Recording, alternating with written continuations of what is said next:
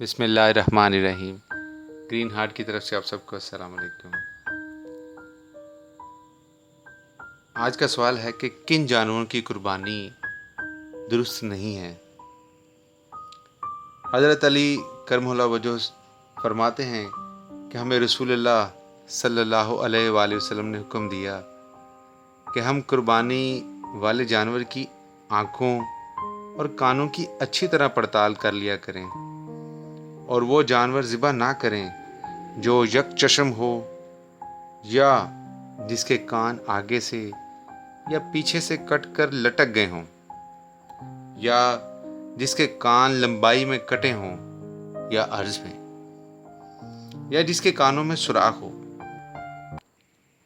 لہذا درج ذیل عیوب والے جانوروں کی قربانی کرنا درست نہیں۔ نمبر 1، یک چشم، جس کا یک چشم ہونا صاف طور پر معلوم ہو۔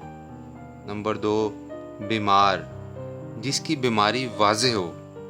نمبر 3، لنگڑا، جس کا لنگڑا پن نمایاں ہو۔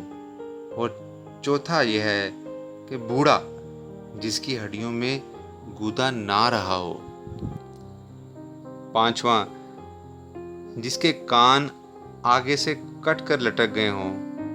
چھٹا، جس کے کان پیچھے سے کٹ کر لٹک گئے ہوں۔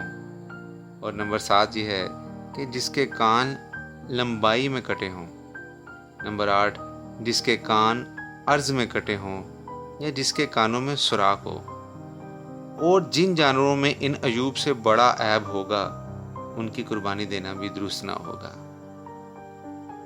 اللہ تعالی ہم سب کی قربانیاں قبول فرمائے۔ آپ سے دعاؤں کی درخواست ہے۔ آپ کے وقت کا بہت شکریہ۔ اللہ نگہبان۔